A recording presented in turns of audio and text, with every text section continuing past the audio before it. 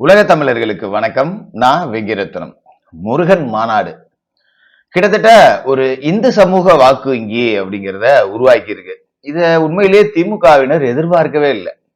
இப்ப என்ன பேசுறது, என்ன பண்றது அப்படின்னு தெரியாம நம்ம நிலைய வித்வான்களை விட்டு இது பெரிய வன்முறையை தூண்டும், மத கலவரத்தை தூண்ட போறாங்க அப்படி இப்படின்னு என்னென்னமோ டான்ஸ் எல்லாம் ஆடி பார்த்தாங்க. இந்த ஓசிசோறு வீரமணியில தொடங்கி சுப வீரபாண்டியன்ல தொடங்கி திருமாவளவன்ல தொடங்கி ஏன் அவ்வளவு இந்த போத கடத்தல் இருக்கான அமீர் அவன் உண்டு இதுக்கெல்லாம் உளறி வச்சுட்டான். சினிமா கூத்தாடிகளை வச்சு ஒரு பக்கம் உளறி பார்த்தாச்சு, இந்த நிலைய வித்வான்கள் எதிர்கட்சிகளை வச்சு கதறி பார்த்தாச்சு, எதுவுமே முடியல. அந்த மாநாடு ரொம்ப சுமூகமா நடந்து முடிஞ்சிருச்சு. என்னன்னா ஒருத்தனும் அங்க உட்காந்துட்டு சீட்டு விளாடல. திமுக மாநாடு மாதிரி இந்த வாழைத்தாறு இளநீலாம் கட்டியிருப்பாங்கல்ல, அதெல்லாம் யாரும் பிச்சுக்கிட்டு போகல. மாநாட்டுக்கு போனவங்க எல்லாருமே சேரெல்லாம் எடுத்து அடிக்கிட்டு அழகா சுத்தம் பண்ணிட்டு, நாம் தமிழரோட கட்சியோட பொதுக்கூட்டம்லாம் அப்படிதான் நடக்கும். தம்பிகள் எங்க கூட்டத்துக்கு போனாலும் சேரெல்லாம் எடுத்து ரொம்ப ஒழுக்கமா அடிக்கிட்டு ரொம்ப கரெக்டா அந்த மாநாடு இல்ல ஒரு பொதுக்கூட்டம் அப்படிங்கிறது நடக்கும். அதே மாதிரியே இந்த முருகன் மாநாடு அப்படிங்கிறது ரொம்ப டீசெண்டா நடந்து முடிஞ்சிருக்கு. அதை தாங்கிக்க முடியும். அமைச்சர்கள் எல்லாமே உளர ஆரம்பிச்சுட்டாங்க. தமிழ் கடவுள் கருணாநிதி தான் அப்படின்னு சொல்லிட்டு நம்ம பள்ளிக்கல்வித்துறை அமைச்சர் அன்பில் மகேஷ் பொய்யாமொழி சொல்றாரு. மறுபக்கம் சேகர் பாபு இந்த கோயில் சொத்துக்கள் எல்லாமே கொள்ளையடிக்கப்படக்கூடாதுங்கிறதுக்காக தான் அறநிலைத்துறை அப்படிங்கிறது. இது எல்லாத்துக்குமே நம்ம பயங்கரமா பதில் கொடுக்க போறோம். அதுல எந்த மாற்றமும் கிடையாது. இது மாதிரி இஷ்டத்துக்கு அமைச்சர்கள் எல்லாமே உளர ஆரம்பிச்சிருக்காங்க. இது எல்லாத்தையும் நம்ம பின்னாடி பார்ப்போம், எல்லாத்துக்குமே பதில் சொல்லுவோம். அதுக்கு முன்னாடி இந்த மாநாட்டுல 6 தீர்மானங்கள் அப்படிங்கிறது நிறைவேற்றப்பட்டுச்சு.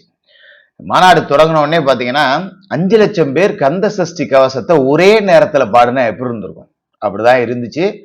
உலகம் முழுக்க பல கோடி பேர் யூடியூப்ல, டிவி தொலைக்காட்சிகள்ல, நேரல்ல ஏகப்பட்ட பேர், பல கோடி பேரால பார்க்கப்பட்டது அப்படிங்கிறத அந்த ஓசிசோறு கோஷ்டிகள், கடவுள் மறுப்பு கோஷ்டிகள், குறிப்பா திமுக கோஷ்டிகளால ஜீரணிக்கவே முடியல. என்னடா இவனுங்க எல்லாம் ஒருங்கிணைஞ்சிட்டா நம்ம சோத்துக்கு என்னடா பண்றது அப்படிங்கிற மனநிலைக்கு வந்துட்டாங்க. அதனாலதான் உளர ஆரம்பிச்சது. இந்த தீர்மானங்கள் 6 தீர்மானங்கள் அப்படின்னு பாத்தீங்கன்னா, முதல் தீர்மானம் திருப்பரங்குன்றம் மலை உச்சியில கார்த்திகை தீபத்தன்னைக்கு தீபம் ஏற்றணும். இதுதான் முதல் தீர்மானம். இது பாரம்பரியமா வழக்கத்துல இருந்ததுதான். திருப்பரங்குன்றம் மலை உச்சியில தீபம் அப்படிங்கிறது ஏத்துவாங்க. இந்த 2ஆம் உலக போர் காலகட்டத்துல இந்த வெளிச்சமே தெரியக்கூடாது அப்படிங்கிறதுக்காக நீங்க போர் சூழல் அப்படிங்கிறது பழைய ஆட்கள்கிட்ட கேட்டா சொல்லுவாங்க, வீட்டுல இரவு நேரத்துல லைட்டு கூட போடக்கூடாதும்பாங்க. ஏன்னா இந்த இடத்துல டவுன் இருக்கு, ஊர் இருக்குன்னு தெரிஞ்சு விமானங்கள் குண்டு வீசும் அப்படிங்கிறதால. அப்படிப்பட்ட அந்த போர் மேகம் சூழ்ந்த ஒரு காலகட்டம் அப்படிங்கிறதுலதான் அந்த திருப்பரங்குன்றம் தீபம் ஏற்றது அப்படிங்கிறது நிறுத்தப்பட்டுச்சு. அதன் பிறகு அது தொடரவே இல்லை. இது சார்ந்த வழக்கு அப்படிங்கிறது உயர்நீதிமன்றத்துல போடப்பட்டுச்சு. 1994 வருடம் உயர்நீதிமன்றம் ஒரு உத்தரவு கொடுத்துச்சு, திருப்பரங்குன்றம் மலை மீது அறநிலைத்துறை சார்பாக கார்த்திகை நாளில் தீபம் ஏற்ற வேண்டும் அப்படிங்கிறதுதான். ஆனா அறநிலைத்துறை அதுக்கப்புறம் அதை செயல்படுத்தவே இல்லை. பெருசா யாரும் அதுக்கு ஒரு ஆர்வம் காட்டின மாதிரி அப்படின்னு கூட தெரியல. இந்த தீர்மானத்தின் மூலமா அறநிலைத்துறைக்கு நீதிமன்ற உத்தரவை நீங்க இப்ப செயல்பாட்டுக்கு கொண்டு வந்தே ஆகணும் அப்படிங்கிறத வலியுறுத்தி தான் இந்த தீர்மானம் அப்படிங்கிறது. இது நிச்சயமா நிறைவேறிடும். ஏன்னா வர கார்த்திகை அப்படிங்கிற காலகட்டத்துல திமுக இருக்குமா அப்படிங்கிறதே நமக்கு தெரியல. பாத்துக்கலாம். அதை தொடர்ந்து நீங்க கார்த்திகை அப்ப இந்த தேர்தல் காலம், தேர்தல் அறிவிப்புலாம் வந்துருங்கிறதால இவனுங்களே போய் குலகம் போட்டு போட்டுருவாங்க. வேலை தூக்கிட்டு அலைஞ்சவங்க தானே, அதனால இவர்களே கூட ஏத்துவாங்க. சேகர் பாபுவே தலைமை தாங்கி இல்ல ஸ்டாலினே தலைமை தாங்கி ஏத்தி வச்சாலும் ஆச்சரியப்படுறதுக்கு இல்லை. இந்த முதல் தீர்மானம் அப்படிங்கிறது வெற்றி தான். 2வது, இதுதான் பல பேரால தாங்கிக்க முடியல, ஆபரேஷன் சிந்தூர். இந்த ஆபரேஷன் சிந்தூர்ல பதிலடி கொடுத்த பிரதமர் மோடி அவர்களுக்கும் மத்திய அரசுக்கும் நன்றி தெரிவிச்சு ஒரு தீர்மானம். எனக்கு இதுல ராணுவ வீரர்களுக்கும் சேர்த்து நன்றி தெரிவிச்சு அந்த காஷ்மீர் தாக்குதல்ல, பகல்காம் தாக்குதல்ல உயிர் நீத்தவர்களுக்கு ஒரு இரங்கல் தெரிவிச்சும் சேர்த்து தீர்மானம் போட்டிருந்தா நல்லா இருந்திருக்கும். இது இறை ரீதியான ஒரு மாநாடுங்கிறதால இந்த இரங்கல் சார்ந்து பேச வேணாம் அப்படின்னு கடந்து போயிட்டாங்களோ அப்படிங்கிற மாதிரியும் தெரியுது. இத நம்ம திமுகவினரால, இந்த கருப்பு சட்ட ஓசிசோறு கோஷ்டிகளால ஏத்துக்கவே முடியல, ராமசாமி வகைராக்களால. ஏன் இதை முருகன் மாநாட்டுல தீர்மானமா சொல்லியிருக்காங்க அப்படின்னா, இந்த பகல்காம் தாக்குதல்ல கொல்லப்பட்டவர்களை எல்லாத்தையுமே உன் மதம் என்னன்னு கேட்டுதான் சுட்டிருக்கானுங்க. அப்ப திட்டமிட்டு இந்துக்களை கொல்வதற்கான ஒரு தாக்குதல் தான் அது. அப்ப இந்து சமூக மக்கள் கூடக்கூடிய இடத்துல அந்த தாக்குதலுக்கு பதிலடி கொடுத்தவர்களுக்கு வாழ்த்து சொல்றதையோ பாராட்டுறது அப்படிங்கிறதோ ஏற்புடைய ஒன்றுதான் அப்படிங்கிறதாலதான் இதை நாம வரவேற்கிறோம்.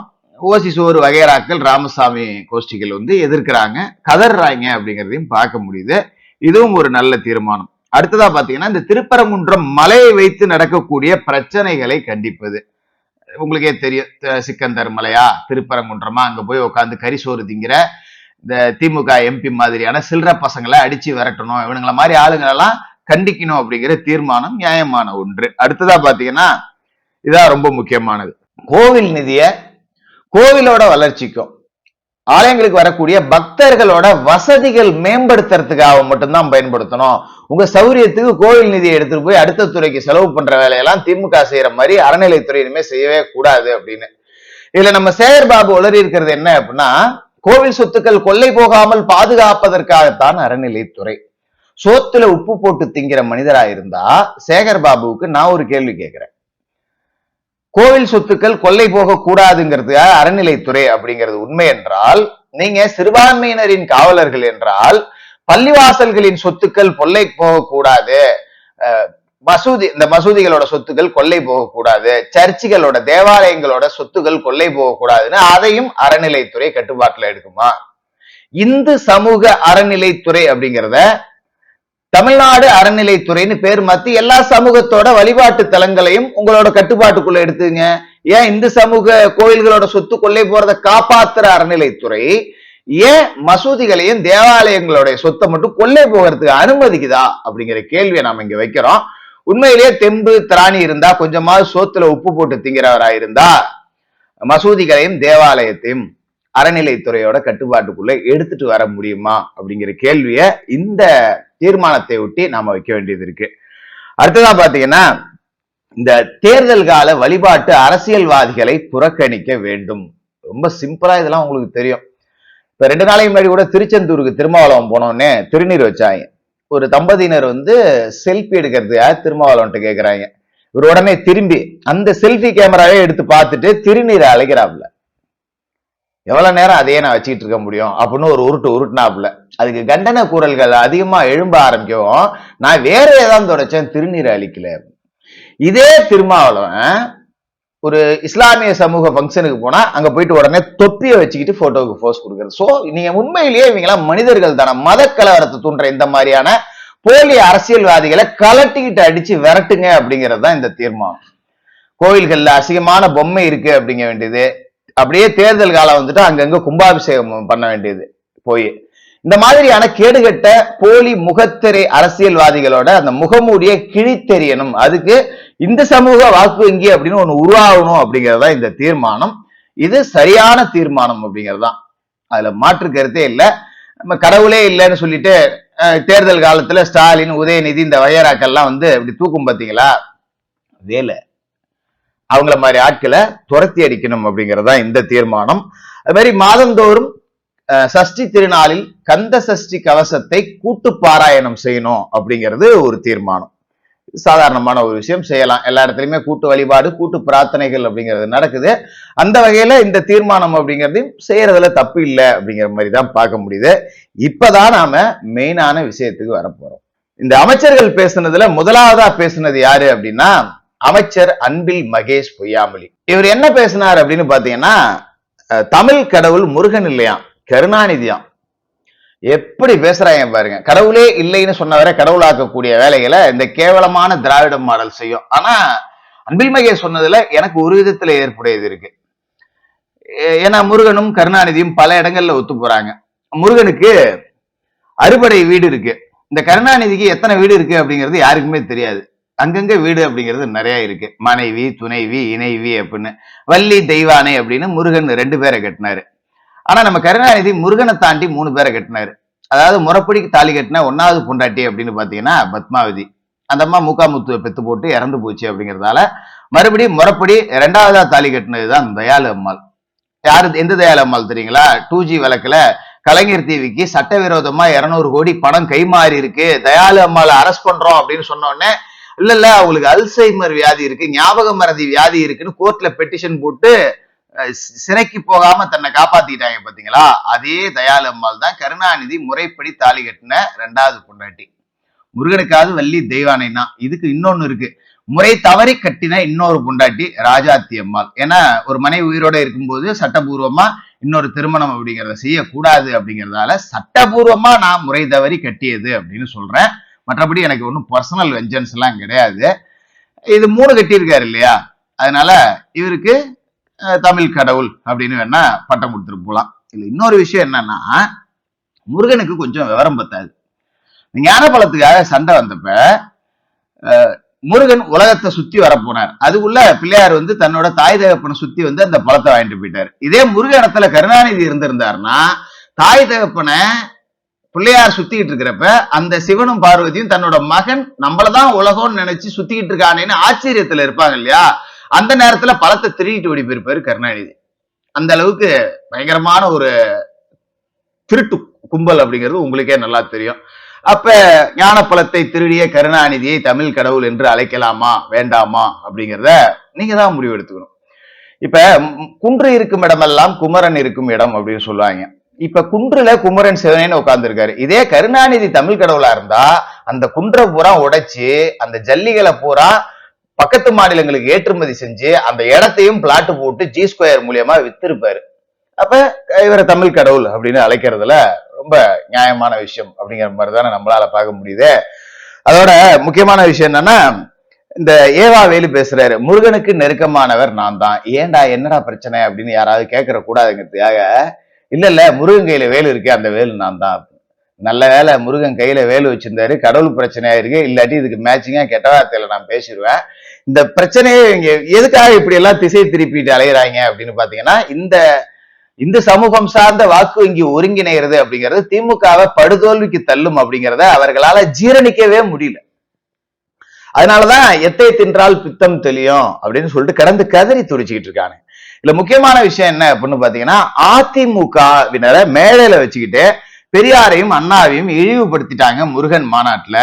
இதை எப்படி நீங்க கேட்க முடியும், சகிச்சிக்க முடியும்னு இவர்களாம் கேட்கிறானுங்க. யார்? இந்த திமுகவை சேர்ந்த அடிவரடிகள், திமுக ஓசிசோர் கோஷ்டிகள். குறிப்பா சொல்ல போனா அவதூறு பரப்புறதுக்குன்னே பிறந்த சாராய ஆலய அதிபர் TR பாலு மகன் அமைச்சர் TRP ராஜா கேட்கிறாரு. திரும்ப ஒரு வரலாறை புரட்டுவோமா? கரெக்டா 2001 வருடம் டிசம்பர் 3ஆம் தேதி பிஜேபி கூட்டணியில் திமுக அங்கம் வகிச்சு பல அமைச்சர் பதவிகளை அலங்கரிச்சுக்கிட்டு இருந்த அந்த நேரம், டெல்லி பாலம் விமான நிலையத்துக்கு பக்கத்துல ஈவேரா ராமசாமியோட பெரியார் நினைவு அரங்கம் அப்படின்னு ஒண்ணு அங்க இருந்தது. ஒரு 5 மாடி கட்டிடம். இந்த அரங்கத்துல பெண்களுக்கான கைவினை பொருட்கள் செய்யறது, இந்த தையல் பயிற்சி, கணினி பயிற்சி, இதெல்லாம் இலவசமா கொடுக்கப்பட்டுக்கிட்டு இருந்தது. அதோட அந்த பெரியார் நினைவு அரங்கத்துல ஒரு நூலகமும் அவரோட அருங்காட்சியகமும் இருந்துச்சு. இது கிட்டத்தட்ட நிறைய பெண்களுக்கு பயனுள்ளதா இருந்தது. இந்த ஓசிசோர் கோஷ்டிகள் மக்களுக்கு பயனுள்ள விஷயங்களை செஞ்சிருக்காங்க அப்படின்னா அதுல இது ஒண்ணு, அதை நம்ம ஏத்துக்கிட்டு தான் ஆகணும். இந்த அரங்கத்தை விடுதலை புலிகளோட சம்பந்தப்படுத்தி சுப்பிரமணிய சாமி ஒரு அறிக்கை விடுகிறாரு. இந்த அரங்கத்துக்கும் விடுதலை புலிகளோட ஃபண்டுக்கும் நிறைய சம்பந்தம் இருக்கு அப்படின்னு சொல்லிட்டு, உடனே டிசம்பர் 3ஆம் தேதி 2001 எந்த விதமான முன்னறிவிப்பும் இல்லாமல் இந்த 5 மாடி கட்டிடம் DDA டெல்லி டெவலப்மெண்ட் அத்தாரிட்டியால இடிக்கப்படுது. ஒரு நோட்டீஸ் கூட கொடுக்கல, இடிச்சு தள்ளிட்டாங்க. 5 மாடி கட்டிடம் தரைமட்டமாக்கப்பட்டுச்சு. இங்க இருக்கக்கூடிய நம்ம ஓசிசோர் வீரமணி பெரியாரு புள்ளன்னு சொல்லிட்டு தெரியுதே ஒண்ணு, அதெல்லாம் அன்னைக்கு கதறி துடிச்சுது, ஓட்டா அலைஞ்சுது, நடநடையா நடந்தது, என்னென்னமோ போராட்டங்கள்லாம் பண்ணி பார்த்தது, நிறைய பேர் போராட்டங்கள்லாம் பண்ணாங்க. ஆனா இடிச்சு தள்ள பிறகு என்ன பண்ண முடியும்? அப்ப கருணாநிதிட்ட போய் கேக்குறாங்க நிருபர்கள் எல்லாமே, என்னங்க இது மாதிரி பெரியார் நினைவரங்கத்தை இடிச்சிட்டாங்களே அப்படின்னு. அப்ப கருணாநிதி சொன்ன வார்த்தை என்ன தெரியுங்களா? இது சார்ந்து வீரமணி என்கிட்ட எந்த உதவியும் கோரல. அப்ப உதவி கேட்கல அப்படின்னா கருணாநிதிக்கு பெரியாரை பத்தின ஒரு மரியாதை இல்லை. ஏன்னா காலங்காலமா இவங்க பெரியாரையே விமர்சிச்சவங்க தானே. பெரியார் முன்னாவது மணியம்மைய கல்யாணம் பண்ணிக்கிட்டாருன்னு உருவான கட்சி தானே திமுக. இவனுக்கு என்ன பெரிய கொள்கை குன்று மசராண்டிங்களா? இன்னொரு கல்யாணம் பண்ணிக்கிட்டார் அப்படின்னு சொல்லிட்டு உருவான கட்சி தான் திமுக. தேர்தல் அரசியல் பாதை திருடர் பாதைன்னு பெரியார் சொல்லி இருந்தாரா? இவங்க தேர்தல் அரசியலுக்கு போனாதான் திருடலாம் அப்படின்னு நினைச்சுக்கிட்டு இந்த ஆள் கல்யாணம் பண்ணதே ஒரு சாக்கா வச்சு இன்னொரு கல்யாணத்தை பண்ணி தேர்தல் அரசியலுக்கு இவங்க அந்த கல்யாணத்தை பண்ணி வச்சுட்டு தேர்தல் அரசியலுக்கு காலங்காலமா தலைமுறையா திருடிக்கிட்டு இருக்காங்க. இதுதான் நடந்தது. அதன் பிறகு இந்த வீரமணி எவ்வளவு கேவலமான ஒரு மனிதன் அப்படிங்கிறத இதுல இருந்தே நீங்க தெரிஞ்சுக்கலாம். கருணாநிதி எந்த உதவியுமே செய்யல. அதன் பிறகு அன்றைய தமிழக முதலமைச்சராக இருந்த அம்மையார் ஜெயலலிதா அவர்கள், திரு வைகோ அவர்கள், இவங்க எல்லாம் ஒரு பெரிய சட்ட போராட்டமே நடத்தி அந்த இடத்திற்கு பதிலா பெரியார் நினைவரங்கம் கட்டுறதுக்கு வேற இடம் வாங்கி கொடுத்தாங்க. அம்மையார் ஜெயலலிதா அவர்கள் இதுக்கு மிக முக்கியமான காரணியா இருந்தார். வேற இடம் டிடிஏவாலேயே ஒதுக்கப்பட்டுச்சு, டெல்லி டெவலப்மெண்ட் அத்தாரிட்டியாலேயே கொடுக்கப்பட்டுச்சு. அந்த அரங்கத்துல மறுபடியும் பெரியார் நினைவரங்கம் கட்டப்பட்டுச்சு. இந்த ஓசிஸ் ஒரு வீரமணி எவ்வளவு கேடு கட்டவன் அப்படிங்கிறத நீங்க பாத்துங்க. இந்த பெரியார் நினைவரங்கத்தை இடிச்ச போது கருணாநிதி எதுவும் கேட்கலன்னு எதிர்த்துக்கிட்டு அதிமுக பக்கம் இந்த வீரமணி, எந்த அம்மையார் ஜெயலலிதா அவர்கள் இந்த இடத்தை வேற இடத்தை மீட்டு கொடுத்தாங்களோ சட்ட போராட்டம் நடத்தி அவங்கள பகைச்சுக்கிட்டு கருணாநிதி கிட்ட போயிட்டு புதிதா கட்டப்பட்ட நினைவரங்கத்தை அதே கேடுகட்ட கருணாநிதியோட கையால தொடங்கி வச்சவன் தான் இந்த மானகட்ட வீரமணி. பாத்துங்க இவனுங்க எவ்வளவு கேடுகட்டவர்கள்னு. இவர்கள் பெரியாரை பத்தி அதிமுகவினர் இது மாநாட்டுல பேசும்போது வேடிக்கை பார்த்துட்டாங்க அப்படின்னு சொல்றதெல்லாம் வேலைக்கு ஓனாசாச்சு மாதிரி இருக்கு. இவர்களை காரி துப்புனா கூட அது எச்சிலுக்கு தான் அவமானம் அப்படிங்கறதால துப்பாம பேசுறதோட முடிச்சுக்கிறோம்.